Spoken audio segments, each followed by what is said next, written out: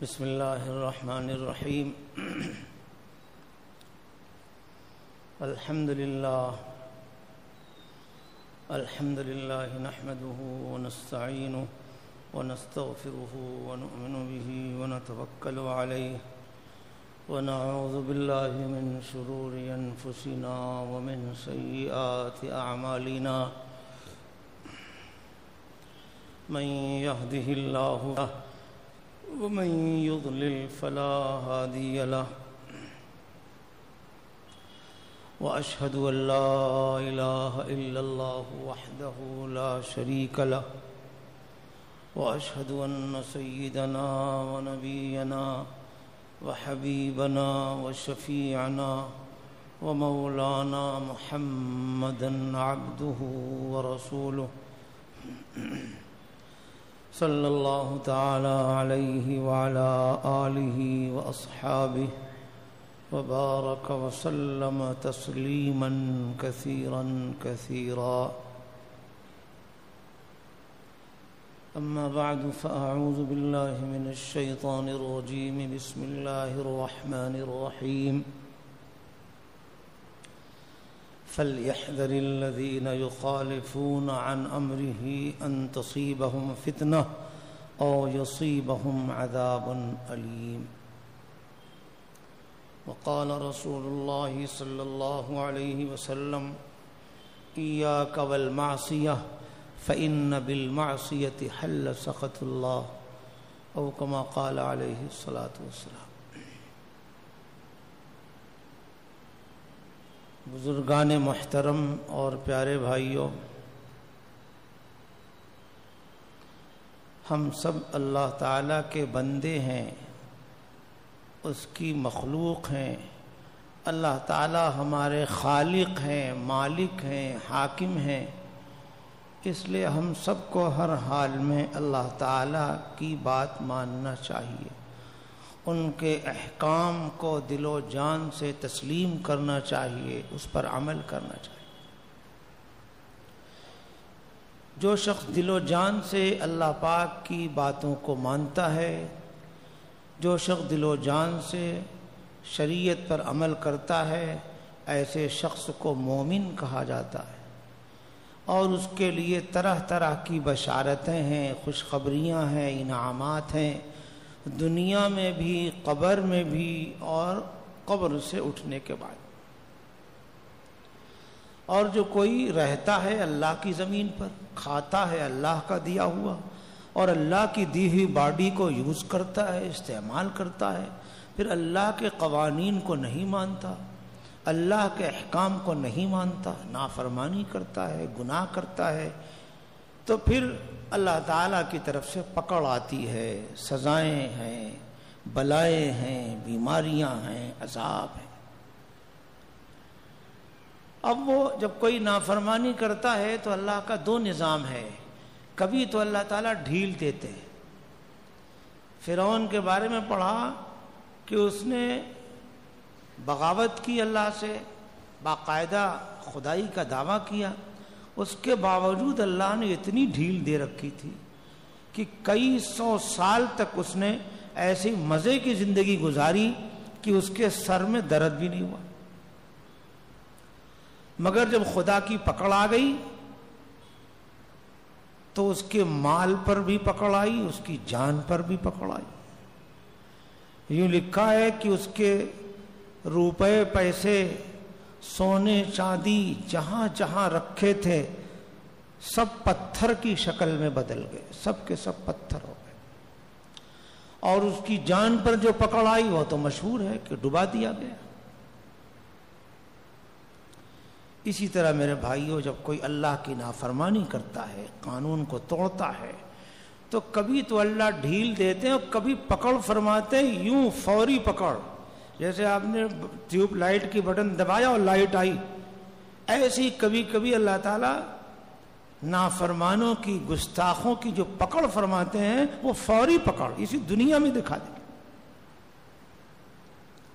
ابھی میں نے جو قرآن پاک کی آیت پڑھی ہے اس میں اللہ پاک نے ڈرایا ہے، فَلْيَحْذَرِ الَّذِينَ يُخَالِفُونَ عَنْ أَمْرِهِ أَن تُصِيبَهُمْ فِتْنَةٌ أَوْ يُصِيبَهُمْ عَذَابٌ أَلِيمٌ۔ لوگوں کو چاہیے ڈریں، بچیں اللہ اور اس کے رسول کے حکم کی مخالفت سے، شریعت کی مخالفت سے ڈریں، بچیں۔ کیوں؟ اگر مخالفت کریں گے تو اس کا خطرہ ہے کہیں کسی فتنے میں یا کہیں کسی دردناک عذاب میں مبتلا ہو جائے۔ اللہ تعالی ہم سب کی حفاظت فرمائے۔ اب اسی ترتیب سے میں پورے واقعات آپ کو بیان کرنے جا رہا ہوں، سنانے جا رہا ہوں۔ دیکھو فلاں شخص نے اللہ پاک کی شان میں گستاخی کی، اللہ کی دعوت کو نہیں مانا، تسلیم نہیں کیا، دنیا ہی میں پکڑا گیا۔ پھر فلاں شخص نے قرآن پاک کی تحریف کی، قرآن پاک کی توہین کی، اس پر بھی دنیا ہی میں پکڑا گیا۔ فلاں شخص نے رسول اللہ صلی اللہ علیہ وسلم کی شان میں گستاخی کی، اس پر بھی دنیا ہی میں پکڑا۔ اس وقت دنیا ہی میں، اور جو فوری پکڑ آئی، فوری عذاب کے واقعات ہیں، وہ میں ترتیب سے آپ کو سنانا شروع کر رہا ہوں، اور باقاعدہ حوالے کے ساتھ عرض کروں گا تاکہ اگر کوئی باقاعدہ اس مضمون کو مرتب کر کے کتابی شکل میں جمع کرنا چاہے تو پوری کتاب بھی لکھ سکتا ہے، اور اس کا نام رکھ سکتا ہے گناہوں پر فوری پکڑ، کہ اللہ تعالیٰ کی نافرمانی کی، گستاخی کی، رسول اللہ صلی اللہ علیہ وسلم کی شان میں گستاخی کی، تو اسی دنیا میں فوری پکڑ آئی، فوری عذاب آیا۔ پہلا واقعہ سنانے جا رہا ہوں جو حیات الصحابہ جلد اول کے حوالے سے منقول ہے۔ حضرت انس فرماتے ہیں رضی اللہ تعالیٰ کہ رسول اللہ صلی اللہ علیہ وسلم نے اپنے زمانے میں اپنے ایک صحابی کو زمانے جاہلیت کے ایک بہت بڑے سردار کی طرف دعوت دے کر بھیجا، اللہ کی طرف دعوت، اسلام کی اور دین کی طرف دعوت دے کر بھیجا، اور کہا جاؤ اس شخص کو اللہ کی طرف بلاؤ، اللہ کی طرف وہ اللہ جو ایک ہے، اکیلا ہے، تنہا ہے۔ کیوں؟ عام طور سے اس زمانے میں مکے میں معبودان باطلہ کی پرستش ہوتی تھی، طرح طرح کے معبود، طرح طرح کے بت تھے۔ تو جب رسول اللہ صلی اللہ علیہ وسلم کا یہ قاصد اس زمانے جاہلیت کے سردار کے پاس پہنچا اور انہوں نے اللہ کی طرف دعوت دی، تو شرافت کا اور انسانیت کا تقاضا یہ تھا کہ وہ اللہ کے رسول کی دعوت پر لبیک کہتا، مان لیتا، سر خم تسلیم کر لیتا، جھکا دیتا اور اللہ کی دعوت کو قبول کر لیتا۔ مگر اللہ کی اس دعوت کو قبول کرنے کے بجائے وہ شخص اللہ کی شان میں گستاخی کرنے لگا اور یوں پوچھنے لگا کہ تم مجھے جس اللہ کی طرف دعوت دے رہے ہو وہ اللہ کس چیز کا بنا ہے؟ لوہے کا بنا ہے، تانبے کا بنا ہے، چاندی کا بنا ہے، سونے کا ہے، کس چیز کا بنا؟ بتائیے، یہ اللہ پاک کی شان میں گستاخی نہیں؟ جو تانبا، سونا، چاندی یہ مخلوق ہے اور اللہ خالق ہے۔ مخلوق اپنے وجود میں دوسرے کی محتاج ہوتی، خالق وہ ذات ہے جو کسی کی محتاج نہیں۔ بہرحال انہوں نے جا کے اللہ کے رسول کے پاس پورا واقعہ سنایا۔ حضور نے دوبارہ پھر ان کو بھیجا، کہا جاؤ پھر دعوت۔ پھر وہ آئے، پھر انہوں نے دعوت دی، پھر اس شخص نے یہی دہرایا کہ جس اللہ کی طرف مجھے دعوت دیتے ہو وہ اللہ کس چیز کا ہے؟ لوہے کا ہے، تانبے کا ہے، سونے کا ہے، کس چیز کا بنا؟ پھر وہ اللہ کے رسول کے قاصد حضور کے پاس واپس تشریف لے گئے اور حضور کو پورا واقعہ سنایا۔ حضور نے پھر تیسری مرتبہ بھیجا، کہا جاؤ پھر اللہ کی طرف۔ اب تیسری مرتبہ جب انہوں نے دعوت دی اور اس شخص نے پھر یہی کلمات دہرائے اور انہوں نے آ کے اللہ کے رسول سے تفصیل بتائی، اب حضور نے خبر دی کہ اللہ تعالیٰ نے اس پر کو بجلی گرا دیا اور بجلی گرا کر اس کو جلا کر ختم کر دیا۔ خدا کی پکڑ آئی، اللہ پاک کی شان میں اس نے گستاخی کی، اللہ کی دعوت کا انکار کیا۔ اللہ تعالیٰ نے اسی دنیا میں عذاب کو بھیج کر لوگوں کو دکھا دیا، اور اسی وقت ایک بجلی آئی اور اس نے جلا کر اس کو ختم کر دیا۔ یہ ایک واقعہ ہوا، یہ حیات الصحابہ جلد اول کے حوالے سے منقول۔ دوسرا واقعہ سنانے جا رہا ہوں جو تفسیر ابن کثیر کے حوالے سے منقول ہے۔ نوفل ابن ماہق کہتے ہیں کہ میں نجران کی مسجد میں بیٹھا ہوا تھا، میں نے ایک نوجوان کو دیکھا، بڑا حسین خوبصورت، لمبا تڑنگا، گٹھے بدن والا، حسین خوبصورت چہرے والا۔ میرے بھائیوں، میں نے پہلے بھی آپ کو بتایا تھا کہ یہ دنیا ایگزام ہال ہے، اور دنیا میں 2 پیپر چلتے ہیں برابر ساتھ ساتھ، صبر کا پیپر اور شکر کا۔ اگر اللہ تعالیٰ نعمتیں دیں، راحتیں دیں، عزتیں دیں، تو کیا کرنا چاہیے؟ دل و جان سے اللہ کا شکر کرنا چاہیے، اور یہ سمجھنا چاہیے کہ نعمت خدا کی طرف سے، وما بکم من نعمت فمن اللہ، تمہیں جو بھی نعمت حاصل ہے یہ سمجھا کرو یہ خدا کی طرف سے، ہماری اپنی ذاتی نہیں ہے، اور سارا ریموٹ کنٹرول اللہ کے ہاتھ میں، جب چاہے وہ نعمت کو چھین لیں۔ اللہ نے آنکھ دے رکھی ہے، ابھی چاہے آنکھ کی روشنی چھین کے نابینا بنا دے۔ اللہ نے صحت دے رکھا ہے، ابھی چاہے صحت کی نعمت چھین کے بیمار کر دے، کوڑ کر دے، برس میں جزام میں مبتلا کر دے، اپاہج کر دے، سارا ریموٹ کنٹرول اللہ کے ہاتھ۔ تو اس نوجوان کو اللہ تعالیٰ کی طرف سے جوانی کی نعمت حاصل تھی، صحت کی نعمت حاصل تھی، ہائٹ بھی اچھی، قد بھی اچھا، خوبصورت جوان۔ کہتے ہیں میں گھور کر تعجب سے اس کو دیکھنے لگا، اس نوجوان کو۔ تو اس نے مجھ سے پوچھا کیا دیکھ رہے ہو؟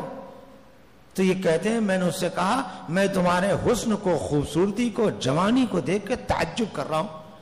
اس کے جواب میں اس کو یوں کہنا چاہیے کہ بے شک یہ اللہ کی نعمت ہے، اللہ تعالیٰ نے مجھے عطا فرمایا، اللہ کا فضل ہے۔ مگر اس نوجوان نے اللہ تعالیٰ کے شکر کرنے کے بجائے وہ اکڑ میں آ گیا، گھمنڈ میں آ گیا، تکبر میں آ گیا، اور اس نے ایسا خطرناک جملہ کہا کہ جس سے اللہ پاک کی شان میں گستاخی ہو۔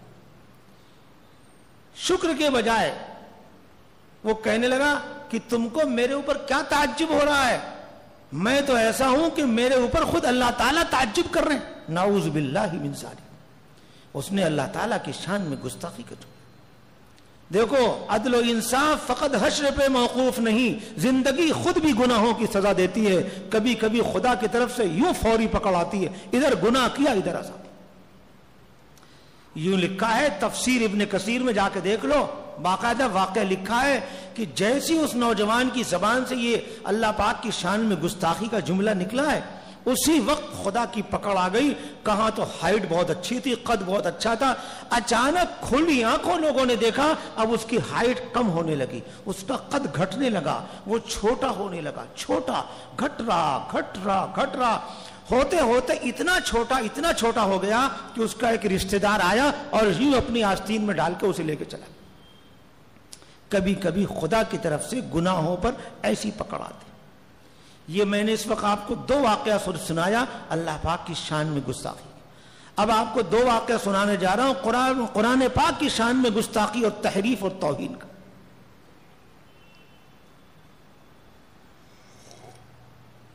میں نے شاید آپ کو ایک واقعہ پہلے بھی سنایا ہوگا ایک نوجوان کا، کہ ایک نوجوان ایک جوڑا پہنے ہوئے نکلا، اور اس جوڑے کی وجہ سے وہ تکبر میں آ گیا، گھمنڈ میں آ گیا، اور اٹکتا مٹکتا ہوا اور ٹخنے سے نیچے لٹکائے ہوا وہ تکبرانہ انداز میں چل رہا تھا۔ حدیث پاک کے الفاظ ہیں اسی عمل پر خدا کی طرف سے ایسی پکڑ آئی کہ اس کو زمین میں دھسا دیا۔ اور آگے حدیث پاک میں الفاظ ہے یتجلجل الی یوم القیامہ، اب وہ قیامت تک زمین میں دھستے ہی چلا جائے گا۔ اس لیے میرے بھائیوں، تکبر سے اپنے کو بہت بچاؤ۔ مسلم شریف کی روایت ہے لا يدخل الجنت من کان فی قلبہ مثقال حبۃ من خردل من کبر، رواہ مسلم، کہ جس کے دل میں رائی کے دانے کے برابر بھی تکبر ہوگا وہ جنت میں نہیں جائے گا۔ اللہ تعالیٰ نعمتیں دیں تو شکر میں ڈوب جاؤ، جھک جاؤ، اور ہر وقت یہ سمجھو کہ نعمت خدا کی طرف سے ہے اور ریموٹ کنٹرول ان کے ہاتھ میں، جب چاہیں وہ چھین۔ اب دوسرا واقعہ قرآن پاک کی شان میں گستاخی کا اور تحریف کا سنانے جا رہا ہوں، بہت عبرتناک واقعہ ہے، کلیجہ تھام کر سنو۔ علامہ سخاوی رحمت اللہ علیہ بہت بڑے محدث گزرے، احمد یمانی کے حوالے سے نقل کرتے ہیں کہ میں نے صنعاء یمن، کسی زمانے میں یمن کی راجدھانی تھی، کہا میں نے ایک شخص کو دیکھا کہ ایک شخص ہے، اس کے آس پاس میں بہت بھیڑ لگ رہی، بڑا مجمع ہو رہا۔ میں نے پوچھا بھائی کیا قصہ ہے اس کا؟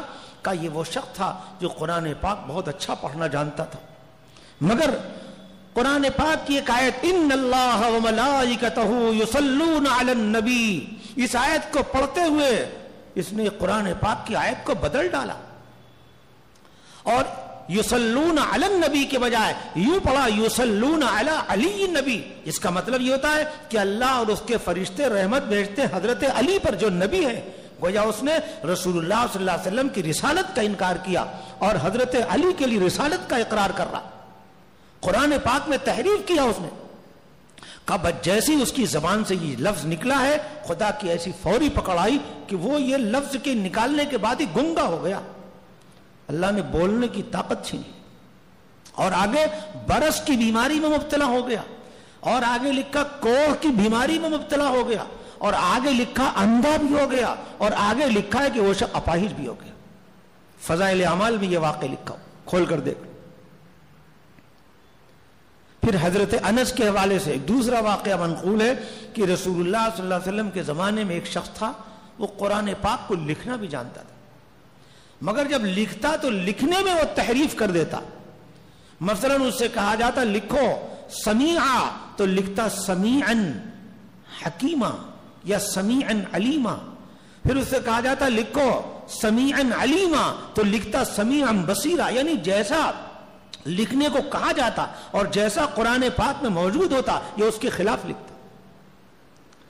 خدا کی ایسی پکڑ آئی کہ اس کو مرنے کے بعد جب لوگ دفن کرنا چاہ رہے تھے اور قبر میں ڈالتے تو قبر نے اس کو قبول کرنے سے انکار کر دیا۔ یہاں دفن کیا، قبر نے اٹھا کے باہر پھینک دیا، پھر بہت دور لے جا کر دوسری قبر میں ڈالا، اس نے باہر پھینک دیا، پھر تیسری قبر میں لے جا کر بہت گہری قبر کھود کر ڈالا، پھر قبر نے اس کو باہر پھینک دیا۔ حضرت ابو طلحہ کہتے ہیں میں نے خود اپنی آنکھوں سے دیکھا وہ زمین پہ پڑا ہوا ہے اور قبر اس کو قبول کرنے کو تیار۔ تو میرے بھائی یہ قرآن ڈرا رہا ہے فَلْيَحْذَرِ الَّذِينَ يُخَالِفُونَ عَنْ أَمْرِهِ أَن تُصِيبَهُمْ فِتْنَةٌ أَوْ يُصِيبَهُمْ عَذَابٌ أَلِيمٌ۔ اللہ رسول کے حکم کی مخالفت سے ڈرو اور بچو، کہیں ایسا نہ ہو کہ اس مخالفت کے نتیجے میں تم کسی فتنے میں یا کسی دردناک عذاب میں مبتلا کر دو۔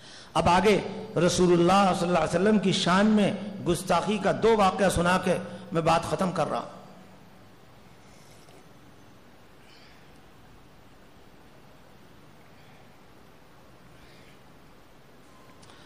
ابو جہل مشہور دشمن رسول، دشمن اسلام، رسول اللہ صلی اللہ علیہ وسلم کا کٹر دشمن، وہ بار بار مکہ مکرمہ میں اللہ کے رسول کو جب نماز پڑھتے دیکھتا تو منع کرتا، روکتا۔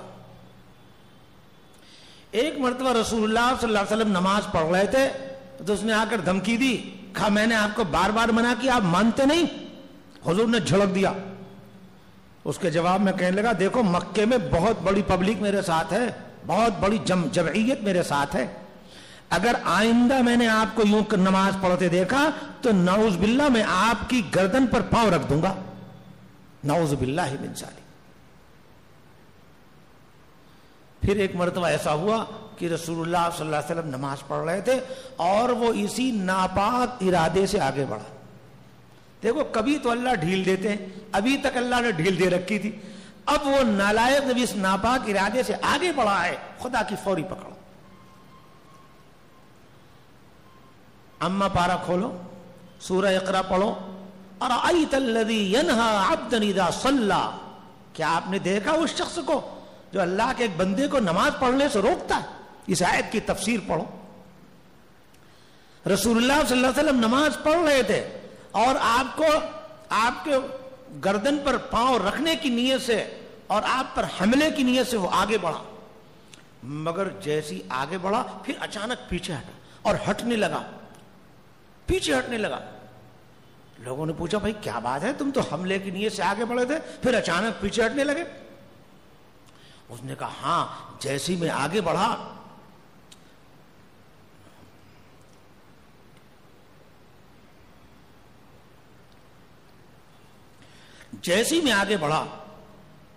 تو میں نے اپنے اور رسول اللہ صلی اللہ علیہ وسلم کے درمیان آگ کی ایک بہت بڑی خندق کو دیکھا، میرے درمیان اور حضور کے درمیان ایک بہت بڑی آگ کی خندق ہے جو بہت ہی گہری ہے، اور اس خندق کے اندر پرندے جیسے کچھ چیزیں بھی بڑی تیزی سے اڑ رہی اور وہ میری طرف لپک رہے تھے. اس کو دیکھ کے میں پیچھے ہٹنے لگا. رسول اللہ صلی اللہ علیہ وسلم سے پوچھا گیا اور حضور کو بتایا گیا. حضور نے فرمایا ہاں اللہ تعالیٰ نے فرشتے متعین فرما رکھے تھے. اگر وہ نالائق اس دن اپنے ناپاک ارادے سے آگے بڑھتا تو اللہ نے ایسے فرشتے متعین کر رکھے تھے جو اس کو تکا بوٹی کر ڈالے, ٹکڑے ٹکڑے کر ڈالتے اور اس کی بوٹی بوٹی کر ڈالتے. تو اللہ تعالیٰ کبھی تو گناہوں پر ڈھیل, خوب ڈھیل. گناہ لوگ کر رہے ہیں, کوئی پریشانی نہیں آ رہی, کوئی مصیبت نہیں آ رہی, کوئی پکڑ نہیں آ رہی, اور کبھی کبھی خدا کی طرف سے گناہوں پر فوری عذاب ہوتا. رسول اللہ صلی اللہ علیہ وسلم نے اپنے زمانے میں ایک صحابی ہیں عبداللہ بن حذافہ, ان کے ہاتھ سے اس زمانے کا جو بادشاہ تھا ایران کا کسرا, اس کے پاس رسول اللہ صلی اللہ علیہ وسلم نے اپنا خط روانہ فرمایا اور اس میں اس کو اسلام کی دعوت دی. اب اس دعوت کو اسے قبول کرنا چاہیے تھا, مگر رسول اللہ صلی اللہ علیہ وسلم کے قاصد حضرت عبداللہ بن حذافہ جب پہنچے ہیں اور اس نے حضور کے خط کو ہاتھ میں دیکھا, لیا, تو دیکھتے ہی مارے غصے کے آگ بگولا, تکبر میں آ گیا. کہا یہ شخص میرا غلام ہے اور مجھے اپنی طرف دعوت دیتا ہے, مجھے ایمان کی دعوت دیتا ہے, کہتا میری دعوت قبول کرو حالانکہ میرا غلام. بس اتنا جملہ اس کی زبان سے نکلا. حضور کے قاصد عبداللہ بن حذافہ رضی اللہ تعالیٰ نے واپس تشریف لائے اور حضور کو اس کے جواب کی خبر دی. اس نے حضور کے مبارک خط کو ٹکڑے ٹکڑے کر دیا تھا, پارا پارا کر دیا تھا. بس جب حضور نے اس کے جواب کو اور اس عمل کو سنا, حضور کی زبان سے نکلا, اللہ تعالیٰ نے اس کے ملک کو پارا پارا ٹکڑے ٹکڑے کر دیا. بس خدا کی ایسی پکڑائی, کچھ ہی دن کے بعد اس کا بیٹا شیروے اس نے خود اپنے باپ کو قتل کر ڈالا اور کچھ ہی دنوں کے بعد اس کے بیٹے کی بھی حکومت ختم ہو گئی. پھر کچھ ہی دن کے بعد ایران کی صدیوں پرانی حکومت پارا پارا ہو گئی.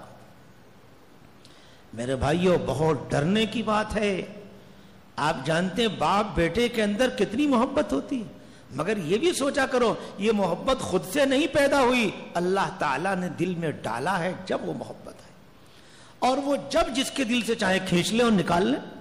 اور اللہ کا نظام محبت کو پیدا کرنے کا اور ختم کرنے کا گناہوں کی بنیاد.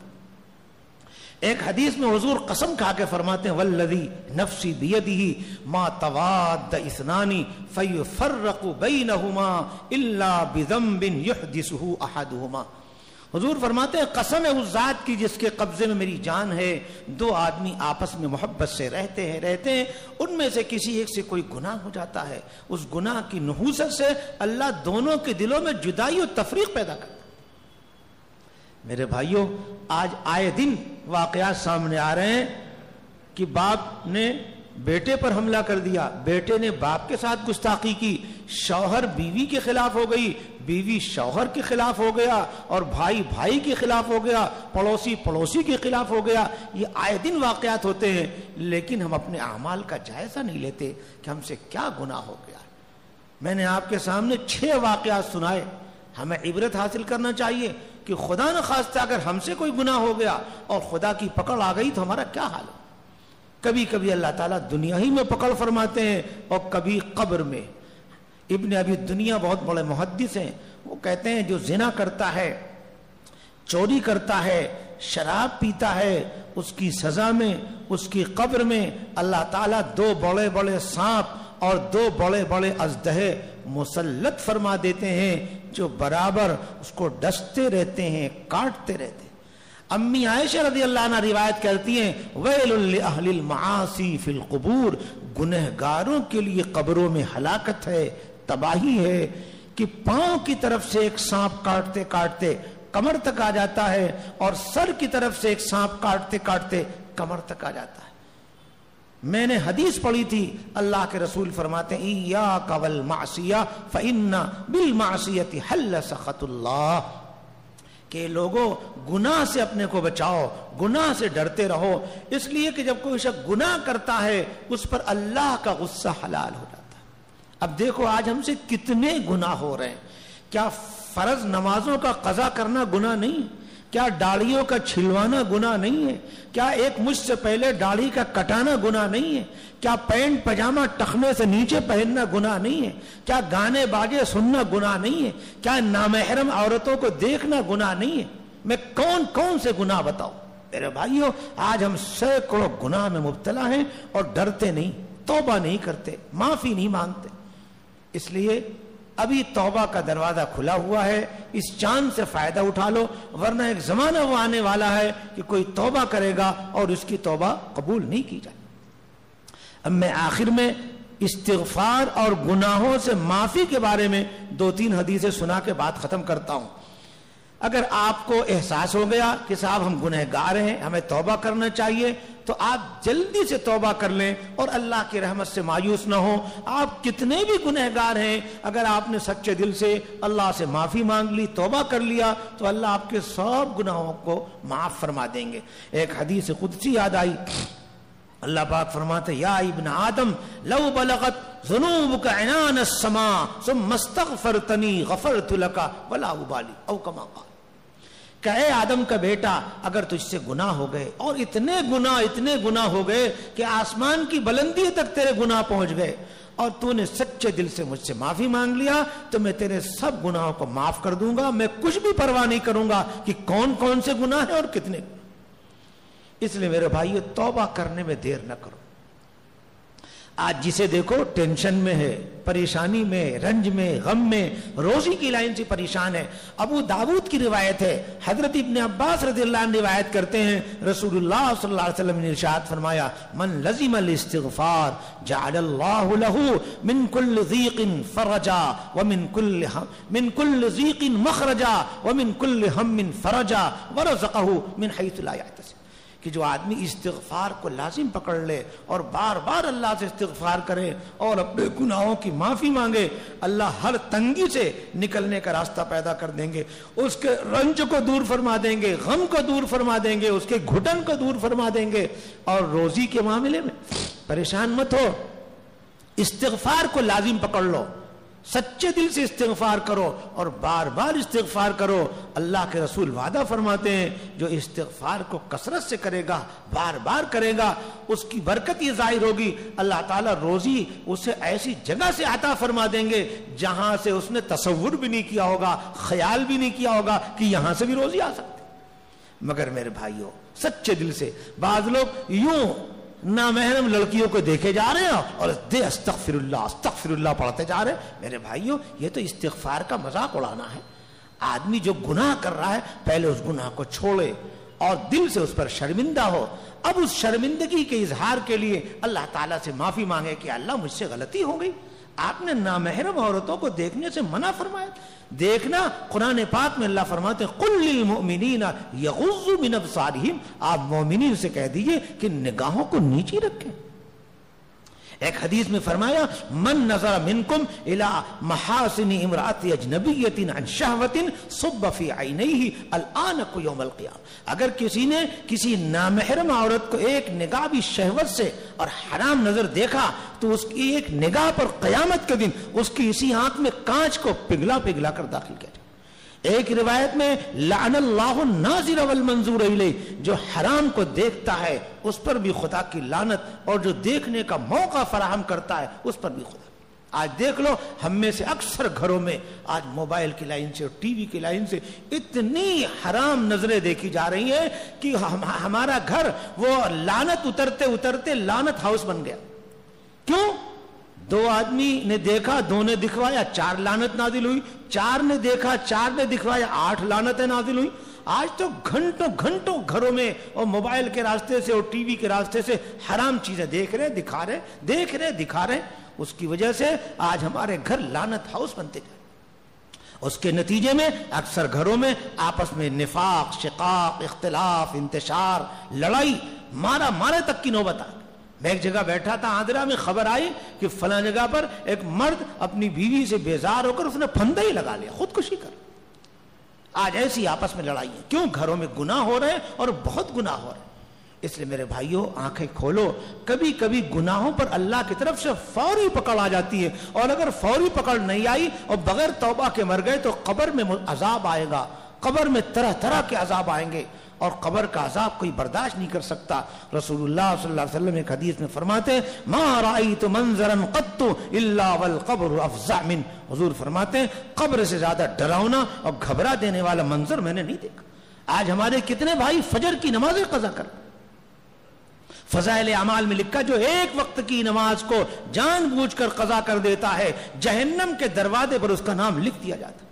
ایک حدیث میں فرمایا من فاتتہ صلاۃ فکأنما وطر اہلہ ومالہ، جس کی ایک نماز قضا ہو گئی یوں سمجھو آخرت کے اعتبار سے اس کا اتنا نقصان ہوا جیسے گھر بار سب لٹ گیا۔ ایک روایت میں من ترک صلاۃ العصر فقد حبط عملہ، جس نے عصر کی نماز چھوڑ دیا تو اس کے اعمال اکارت ہو گئے، ضائع ہو گئے۔ ہم عبادت ہی کے لیے پیدا ہوئے اور ہمیں عبادت کا موقع نہیں، نمازیں قضا ہو رہی، یہ کیا بات ہے؟ اس لیے میرے بھائی اب تک جتنی غلطی ہو گئی، کوتاہی ہوئی، سب لوگ سچے دل سے توبہ کرو، معافی مانگو، اور ایک چھوٹی سی دعا بتا دیتا ہوں، اسے زبان پہ چڑھا لو، چلتے پھرتے اٹھتے بیٹھتے پڑھا کرو۔ اس کی وجہ سے اگر کچھ گناہ ہو گئے تو وہ گناہ معاف ہوتے رہیں گے، جمع نہیں ہونے پائیں۔ اول تو گناہ کرنا نہیں چاہیے، گناہ ہو جائے تو توبہ میں معافی مانگنے میں دیر نہیں لگانا چاہیے۔ اگر آپ توبہ میں دیر کریں گے تو خطرہ یہ ہے کہ گناہوں کی وجہ سے ہلاکت آ جائے، تباہی آ جائے، بربادی آ جائے۔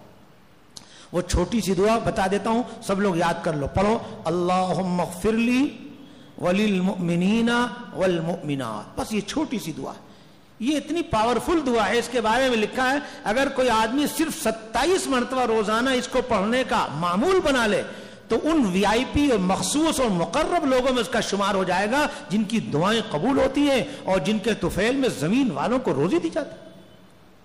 ایک حدیث میں ہے من استغفر للمؤمنین والمؤمنات کتب اللہ لہ بکل مؤمن ومؤمنہ حسنہ، جو اللہ تعالیٰ سے مومن مردوں عورتوں کے لیے مغفرت کی دعا مانگتا ہے، اللہ کو اتنا پیار آتا ہے کہ ہر مومن مرد و عورت کی طرف سے ایک ایک نیکی اس کے اعمال نامے میں لکھوا دے۔ آپ غور کیجئے دنیا میں کتنے کروڑ مومن، اگر آپ نے ایک مرتبہ سچے دل سے یہ دعا مانگی اور قبول ہو گئی تو کروڑوں نیکی آپ کے اکاؤنٹ میں آ گئی، اور آپ کے بھی گناہ معاف ہوئے اور امت کے بھی گناہ معاف۔